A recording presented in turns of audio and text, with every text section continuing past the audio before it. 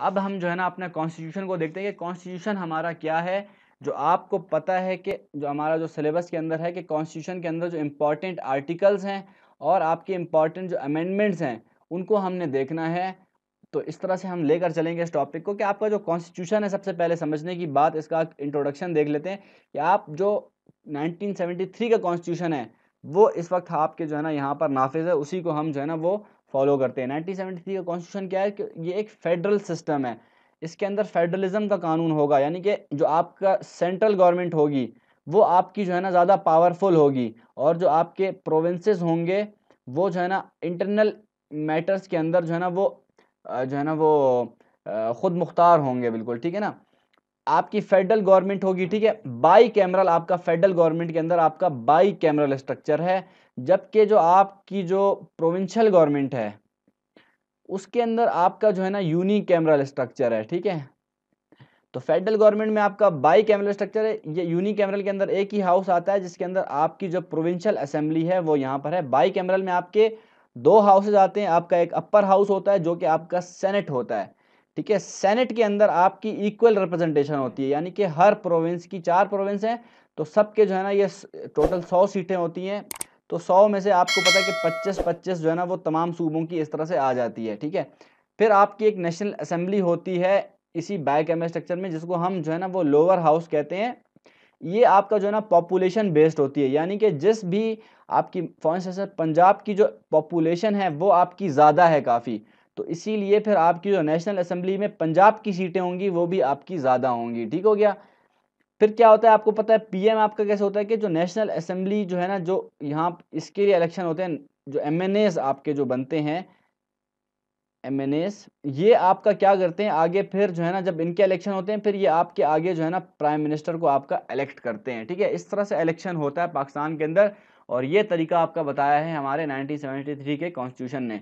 Amendment करने के लिए आपको 2/3 मेजोरिटी चाहिए होती है सेनेट के अंदर भी, और आपका जो जो आपकी नेशनल असेंबली है उसके अंदर भी आपको जो है ना वो 2/3 मेजोरिटी से आपका जो है ना ये बिल आपका पास, जो अमेंडमेंट बिल है ये आपका पास होगा, तब जाके आपका जो है ना वो ये आपकी अमेंडमेंट हो पाएगी, ठीक हो गया। फिर क्या है आपको पता है कॉन्स्टिट्यूशन जो है वो आपका supreme law of the land है, ठीक है। Supreme law of the land क्या होता है कि आपका जो हर बंदा है, मिसाल के तौर पर आपका अगर चीफ ऑफ आर्मी स्टाफ है, या आपका प्रेसिडेंट है, या आपका प्राइम मिनिस्टर है, या आपके जितने भी मिनिस्टर्स हैं, ठीक है, आपके एमएनएस, आपके जो है ना जो आपके एमपीएस जो हैं, आपके प्रोविंशियल असेंबली के जो आपके मेंबर्स हैं, ये तमाम लोग जो है ना इस कानून को फॉलो करेंगे। तो कॉन्स्टिट्यूशन जो है वो आपका सबके ऊपर ही लागू होता है, ठीक है। आर्टिकल 6 इसके अंदर एक बहुत इंपॉर्टेंट आर्टिकल है हाई ट्रीजन का। इसका मतलब क्या है कि पहले इसके अंदर क्या होता था इस आर्टिकल के अंदर, कि जो भी बंदा अगर कॉन्स्टिट्यूशन को तोड़ेगा, कॉन्स्टिट्यूशन को एब्रोगेट करेगा, जैसे कि आपने देखा था कि आपका अयूब खान ने किया था, ठीक है। अयूब खान ने जो आपका किया था कि कॉन्स्टिट्यूशन को उसने ख़त्म कर दिया था, एब्रोगेट कर दिया था। तो उसने भी एब्रोगेटिंग, उसमें आपको पता है फिर ज़िया ने भी आपका जो है ना ये काम किया था, ज़ियाउल हक ने। ज़ियाउल हक ने मगर क्या किया था कि ज़ियाउल हक ने सस्पेंड किया था, ठीक है। उस वक्त आपका क्या था कि एब्रोगेट अगर किसी ने आपके कॉन्स्टिट्यूशन को किया तो आपका वो बंदा जो है ना आपका गद्दार कहलाएगा, और गद्दार जो बंदा होगा उसकी सज़ा आपकी जो है ना वो फांसी होगी, ठीक है। तो ये आपका मामला था सारा का सारा। फिर आपकी 18th अमेंडमेंट आई। 18th अमेंडमेंट ने इसको ख़त्म तो नहीं किया, मतलब ये कि इसके अंदर थोड़ी सी तब्दीली की कि भाई सिर्फ एब्रोगेट करना ही नहीं है, अगर किसी ने इसको ख़त्म किया, सस्पेंड किया, जैसे कि आपका ज़ियाउल हक ने किया था, सस्पेंड किया था, क्योंकि उस टाइम तो 18th अमेंडमेंट नहीं पास हुई थी, तो सस्पेंशन का ऑप्शन नहीं था उसके अंदर, तो एब्रोगेट का था। तो ज़ियाउल हक ने क्या किया था, सस्पेंड किया था ताकि वो हाई ट्रीजन से बच सके।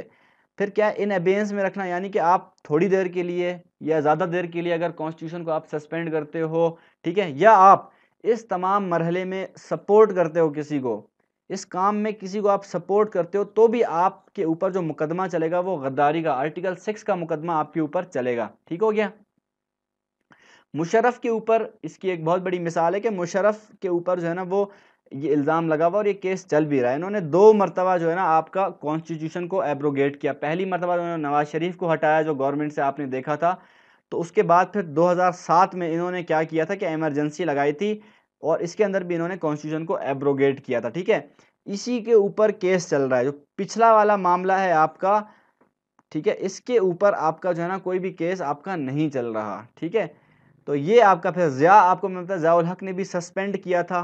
क्यों? आप उसको, अगर वो आपको पता एब्रोगेट करता, बिल्कुल कॉन्स्टिट्यूशन को आपका वो ख़त्म करता कि भाई मैं मानता ही नहीं, जैसे कि आपका अयूब खान ने किया था कि भाई मैं मानता ही नहीं उस कॉन्स्टिट्यूशन को, तो क्या होता, हो सकता था कि उसको आर्टिकल 6 के तहत फांसी पे लटकाया जाता। लेकिन उसने इससे बचने के लिए आपका जो है ना वो इसने एब्रोगेट नहीं किया बल्कि सस्पेंड कर दिया, यानी कि लिए कहा कि भाई कुछ टाइम के लिए उसको टेम्पोरेरली जो है ना वो ख़त्म किया आपका कॉन्स्टिट्यूशन को। ठीक हो गया।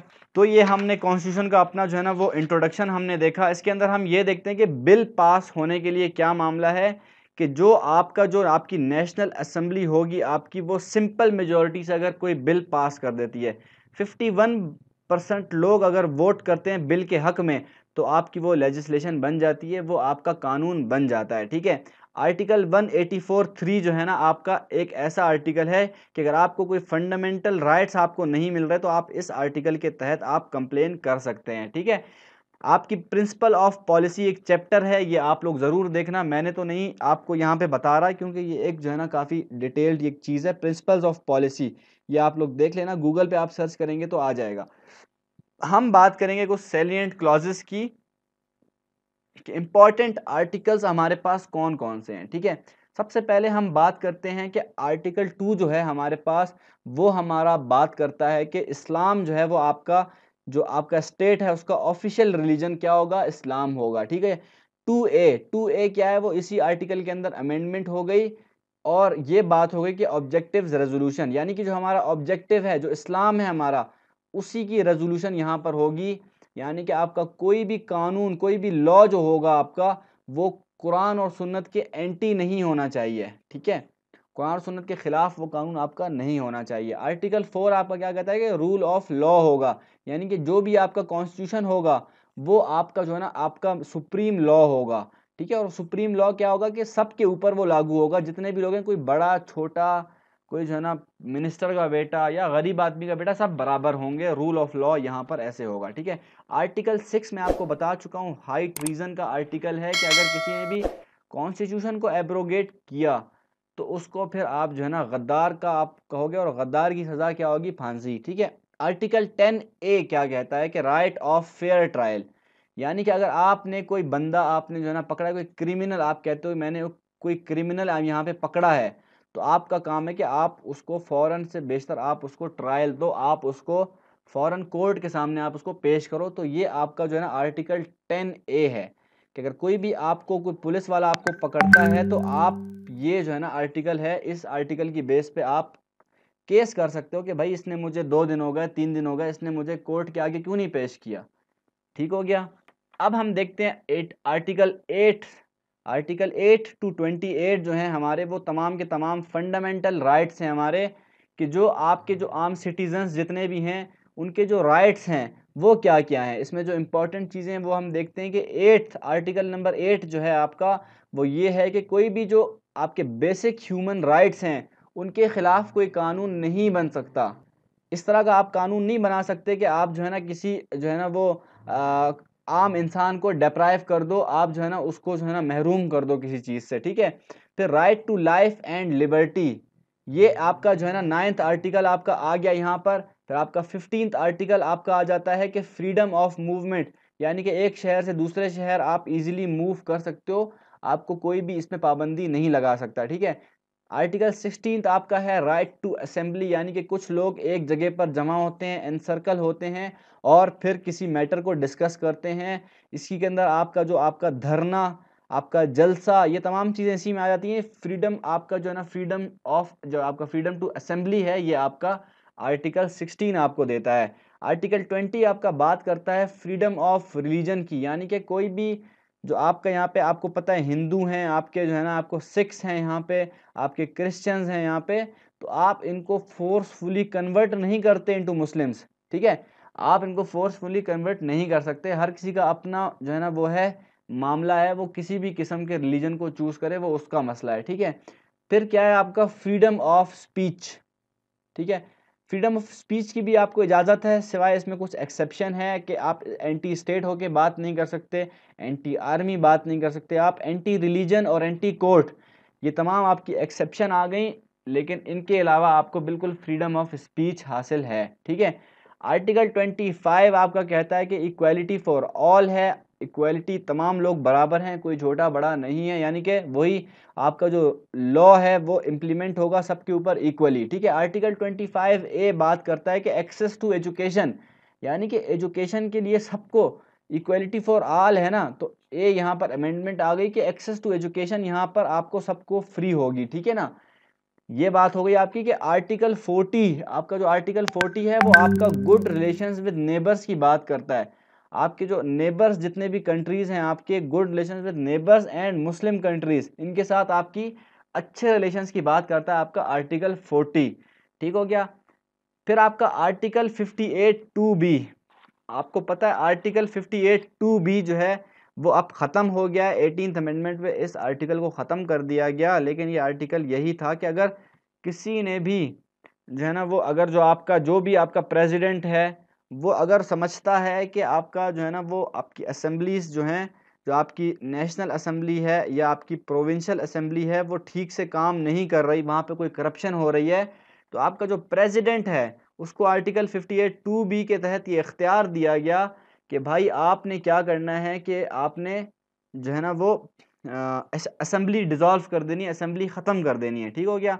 आर्टिकल 257 आपका क्या बात करता है कि आपका स्पेशल स्टेटस दिया जाता है कश्मीर को। ठीक है ना, स्पेशल स्टेटस क्या होता है कश्मीर का, ये जो है ना आप जैसे कि आपने जो है ना जब कश्मीर के बारे में हम बात करेंगे तो हम इसके बारे में समझ लेंगे। फिलहाल आप यही समझ लें कि जैसे इंडिया ने जो है ना आर्टिकल 370 के तहत इंडिया को स्पेशल स्टेटस दिया था, तो इसी तरह से पाकिस्तान ने भी स्पेशल स्टेटस दिया है कश्मीर को, और वो हमने दिया है आर्टिकल 257 के तहत। ठीक हो गया। अच्छा जी, अब हम बात करते हैं इम्पॉर्टेंट अमेंडमेंट्स के बारे में। ठीक है, कि इम्पॉर्टेंट अमेंडमेंट्स क्या क्या हुई हैं हमारे पास। तो सबसे पहली हमारी जो अमेंडमेंट हुई वो 8th अमेंडमेंट हुई, जो कि 1985 में हुई थी। इसमें ज़ियाउल हक जो था उसने 58(2)B को ऐड किया कॉन्स्टिट्यूशन के अंदर।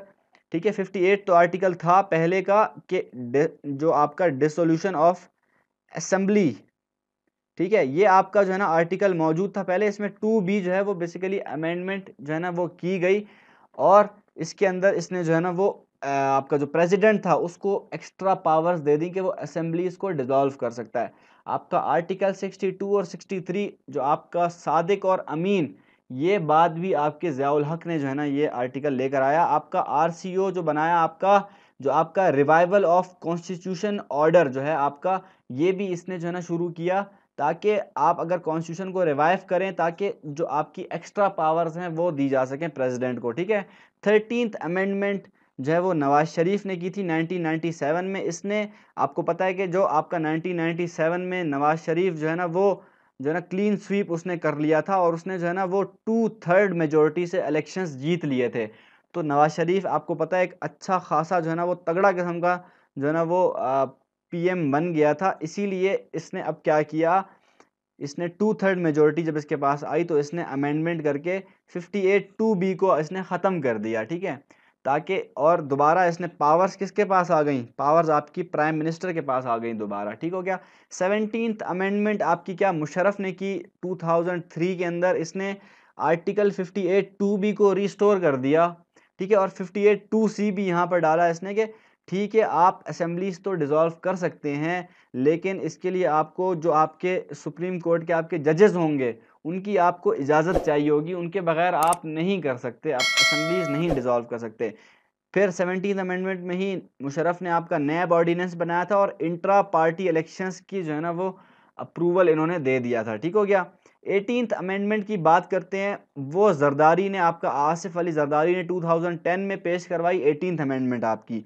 इस अमेंडमेंट के ऊपर हम एक अलग से भी लेक्चर ज़रूर जो है ना वो बनाएंगे, इसको हम डिटेल में भी डिस्कस करेंगे। हम उसमें प्री और पोस्ट 18th अमेंडमेंट की हम बात करेंगे कि प्री जो पहले क्या था 18th अमेंडमेंट में, और 18th अमेंडमेंट होने के बाद क्या तब्दीलियां आई कानून के अंदर। ठीक हो गया। इसमें जो है ना आपका एक अल्लाह भला करे, इसने जो है ना वो डिवीज़न ऑफ रिसोर्सेज भी किया आसिफ अली जरदारी के टाइम पीरियड में, जिसमें आपका एनएफसी अवार्ड जो है ना बनाया गया, 7th एनएफसी अवार्ड। इसमें जो है ना सूबों को according to the ratio of their population and according to the ratio of their geography, ठीक है, इसके तहत जो है ना उनको क्या किया जाए, उनको फंड दिया जाने लगा, उनको कुछ परसेंटेज दी जाने लगी कि इतना फंड आपको दिया जाएगा। फिर एक काउंसिल ऑफ कॉमन इंटरेस्ट बनाई गई और एक नेशनल सिक्योरिटी काउंसिल बनाई गई, ताकि जो आपके सिक्योरिटी के मैटर्स जितने भी हैं, आपको पता है कि जो उस टाइम वॉर ऑन टेरर चल रही थी पाकिस्तान के अंदर, तो उससे मुतालिक जो है ना कुछ कानून साजियाँ की 18th अमेंडमेंट के अंदर आसिफ अली जरदारी ने, ठीक हो गया। फिर एक जुडिशल कमीशन बनाया इन्होंने। वो कैसे कि पहले क्या होता था इसमें कि जो सीनियर मोस्ट आपके जजेस होते थे वही आपके चीफ जस्टिस आपके बन जाते थे, ठीक है। अब क्या होता है, अब ये होता है कि एक जो आपकी जो जुडिशल कमीशन होती है वो आपका जो है ना वो कुछ बंदों को जो है ना वो नॉमिनेट करती है, जजेस आपके कुछ नॉमिनेट करती है, कुछ नाम आपके लिख के एक लिस्ट बनाकर वो लिस्ट आपका भेज दी जाती है आपकी पार्लियामेंट को। पार्लियामेंट में आपको पता है प्राइम मिनिस्टर, प्रेसिडेंट, आपकी नेशनल असेंबली होती है। यहाँ पर ये लोग क्या करते हैं, ये उस जो आपका नॉमिनेट किया जाता है, जो आपका नॉमिनी होता है, उसको ये लोग डिसअप्रूव नहीं कर सकते, ठीक है। ये नहीं कर सकते कि आप नहीं भाई हमने नहीं इस बंदे को हम अपॉइंट नहीं करेंगे। अगर आपको करना है तो ये फिर 19th अमेंडमेंट हुई और 19th अमेंडमेंट में ये बात की गई कि आपको कोई तगड़ी रीज़न देनी पड़ेगी। अगर आप जो हमने एक जो है ना नाम हमने भेजा है आपके पास, जो इस कमीशन ने आपका एक नाम भेजा है, वो नाम आपने अगर डिसअप्रूव कर दिया है तो उसकी क्या रीज़न है, एक प्रॉपर रीज़न आपको देनी पड़ेगी, फिर ही आप जो है ना नॉमिनेट कर सकते हैं।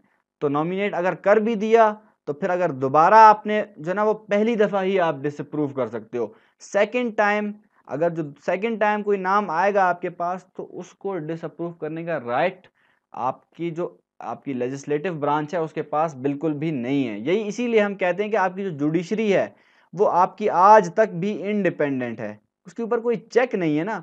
तो ये हम बात करते हैं कि चेक्स एंड बैलेंसेस का मामला होना चाहिए। 20th अमेंडमेंट की बात करते हैं, 2012 में हुई है, ऑब्वियसली आसिफ अली जरदारी का ही टाइम पीरियड था। आपका जो है ना अपोजिशन लीडर और आपके जो प्राइम मिनिस्टर हैं ये मिलकर आपका जो केयर टेकर गवर्नमेंट होगी उसको भी इलेक्ट करेंगे आपका, और जो इलेक्शन कमीशन का जो आपका चेयरमैन होगा उसको भी आपके जो अपोजिशन लीडर और प्राइम मिनिस्टर दोनों मिलकर ही उसको अपॉइंट करेंगे। 21th अमेंडमेंट में क्या हुआ, 2015 में हुई, ये आपका नवाज शरीफ के टाइम में मिलिट्री कोर्ट्स आपकी बना दी गई, ठीक है। मिलिट्री कोर्ट्स में क्या हुआ आपका कि जो है ना जैसे कि आपकी जो सिविल कोर्ट्स होती हैं, ठीक है ना, उनके बजाय आपकी मिलिट्री कोर्ट्स बनाई गई, ताकि जितने भी लोगों मिलिट्री जो आपके जो है ना लोगों को मिलिट्री ने आपके पकड़ा था, उनकी मिलिट्री के अंदर ही जो कोर्ट्स हैं उनके अंदर वहाँ पे उनका ट्रायल हो, ठीक है। ये एक सनसेट क्लॉज इसको कहते हैं, क्योंकि ये एक 2 साल के लिए ही ये काम किया गया, ठीक है। एक एपेक्स एकेडमी बनाई गई, एक एपेक्स कमेटी बनाई गई, ताकि जो ऑपरेशन ज़र्ब अज़ब था आपका उसको जो है ना वो किया जा सके। आपको पता है ऑपरेशन ज़र्ब अज़ब जो है ना वो पाकिस्तान का जो वॉर ऑन टेरर के अंदर ऑपरेशंस थे। अगर आपने मेरी वो वीडियो नहीं देखी है तो मैं आपको ज़रूर वो लिंक दूंगा। आप जो आपका जो पाकिस्तान जो आपका रोल है इन वॉर ऑन टेरर वो आप ज़रूर देखें, तो फिर आप यहाँ पे आपको समझ में आ जाएगा कि क्या मामला है, ठीक है। 24th अमेंडमेंट आपकी 2017 में हुई, इसमें आपकी हल्का बंदी हुई। आप देखते हैं इलेक्शंस के अंदर, ये इलेक्शंस से मुतालिक आपकी रिफॉर्म्स हुए, यहाँ पर हल्का बंदी की गई, हल्के दे दिए गए लोगों को, और उसी हल्कों के मुताबिक आपके जो टिकट्स हैं वो आपके दिए जाते हैं, ठीक हो। 31st अमेंडमेंट जो आपकी होती है वो हम देखते हैं कि इसके अंदर आपका फाटा मर्जर, हमने बात की थी कि जो हम फाटा मर्जर में हम देखे थे कि कौन से अमेंडमेंट थी, वो हम सही बात कर रहे थे कि वो 31st अमेंडमेंट ही थी, जिसके तहत आपके फाटा को मर्ज किया गया केपीके के साथ। फाटा मर्जर क्या है वो हम डिस्कस कर चुके हैं। सेनेटर्स जो हैं वो ग्रेजुअली यहाँ से रिमूव किए जाएंगे और यहाँ पर सोशल डेवलपमेंट होगी, एजुकेशन, हेल्थ, आपकी जो आपकी और अपॉर्चुनिटीज़ हैं यहाँ पर वो लोगों को दी जाएंगी, ठीक हो गया। तो ये आपका जो है ना वो काफ़ी चीज़ें आपकी कवर हो गई आज के टॉपिक में हमारे। अब हम क्या करते हैं कि एक नज़र हम डालते हैं सिलेबस के ऊपर, हम देखते हैं कि हमने क्या क्या चीज़ें हमने पढ़ ली हैं, ठीक हो गया, और क्या क्या चीज़ें हमारी रह गई हैं वो फिर हम देख लेंगे इंशाअल्लाह ताला। एक और क्लास हम देखेंगे एक और क्लास हमारी होगी और उम्मीद है कि वो हमारी आखिरी क्लास होगी। उसमें हम जो चीज़ें कुछ रह गई हैं वो हम डिस्कस कर लेंगे। ठीक है, हमने देखा कि आपके जो सिविल मिलिट्री रिलेशंस हमने देख लिए, आपके नॉन ट्रेडिशनल जो आपके नॉन स्टेट एक्टर्स हैं वो हमने देख लिए, आपका ये चेंजिंग सिक्योरिटी डायनामिक्स तो पहले ही हो गया, आपका पॉलिटिकल एवोल्यूशन हो गया, आपका वॉर ऑन टेरर जो है ना, इसके ऊपर हम बात नहीं करेंगे क्योंकि हमने इसकी आपको प्लेलिस्ट के अंदर जो आपकी पाकिस्तान अफेयर की मेरी जो प्लेलिस्ट है उसके अंदर आपको जो है ना ये दोनों ये टॉपिक पाकिस्तान का भी और यूएसए का भी रोल आपको वहाँ पर मिल जाएगा। ठीक है, फॉरेन पॉलिसी ऑफ पाकिस्तान हमारा रह गया है। ठीक है, एवोल्यूशन ऑफ डेमोक्रेटिक सिस्टम हो गया आपका।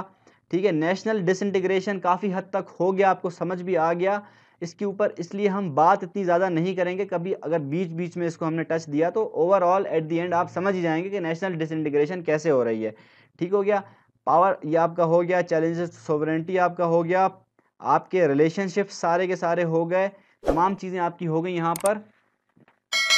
यहाँ पे आपका इस साइड पे आपका आप देखते हैं कि आपका फॉरेन पॉलिसी रह गया।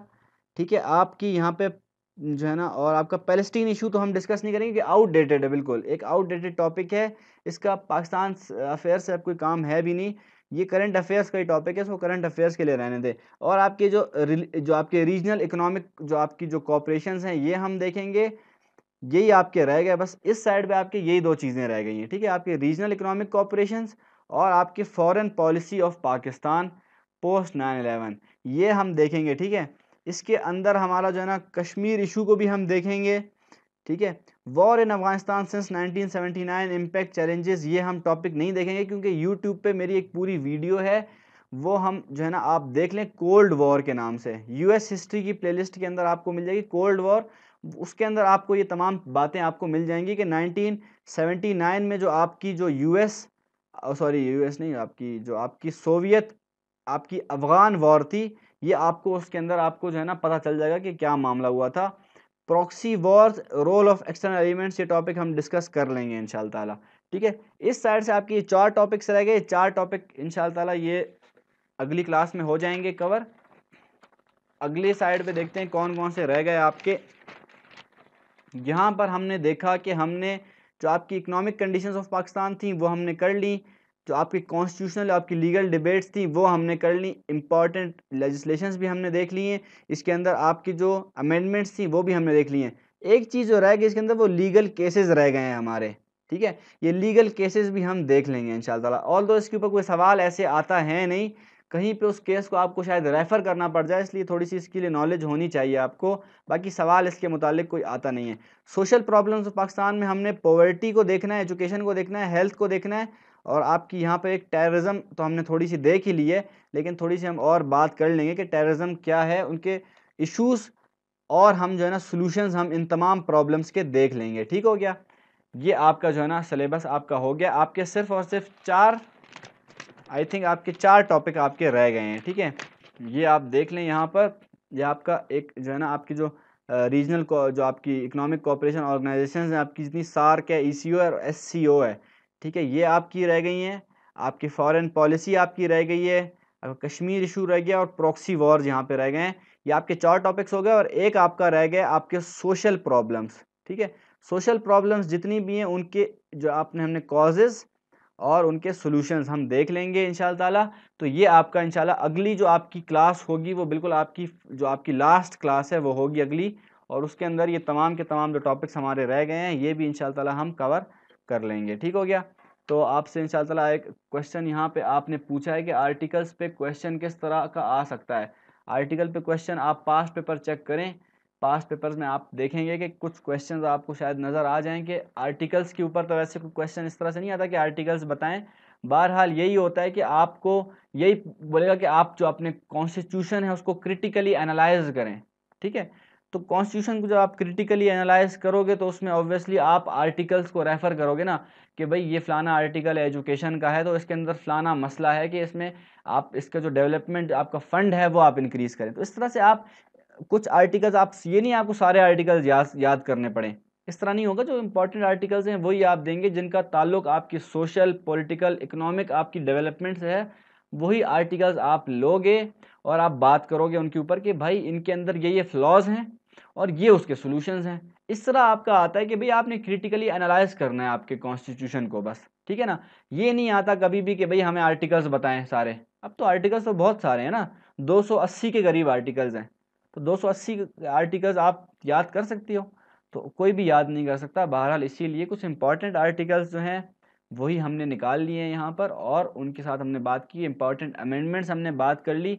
तो बस हमारा आपको एक आइडिया मिल गया। अब सवाल जब आएगा आपका इसके ऊपर तो आपको खुद ही अंदाज़ा हो जाएगा कि भाई फलाना फलाना एक मसला है, उसको मैंने कैसे जो है ना वो कैटर करना है। ठीक हो गया। तो हम जो है ना वो इस लेक्चर को यहाँ पर ख़त्म कर देते हैं अभी, ठीक है। और जो है ना फिर इंशाअल्लाह ताला अगले लेक्चर में मिलते हैं, अल्लाह ने के बाद। तो हमारी आज की वीडियो यहीं पर ख़त्म होती है। उम्मीद करता हूँ दोस्तों आपको ये वीडियो पसंद आई होगी। अगर आपको ये वीडियो पसंद आई है तो हमारी इस वीडियो को लाइक करें, ज़्यादा से ज़्यादा अपने दोस्तों के साथ शेयर करें, कमेंट बॉक्स में अपना फीडबैक ज़रूर दें। साथ ही साथ हमारे चैनल को सब्सक्राइब करके हमें ये मौका दें कि हम और भी आप लोगों के लिए लेक्चर्स बना सकें और भी सब्जेक्ट्स को हम कवर कर सकें। ठीक हो गया। तो मैं मिलता हूँ आपसे अगली वीडियो में, तब तक के लिए अपना ख्याल रखिएगा, अल्लाह निगहबान।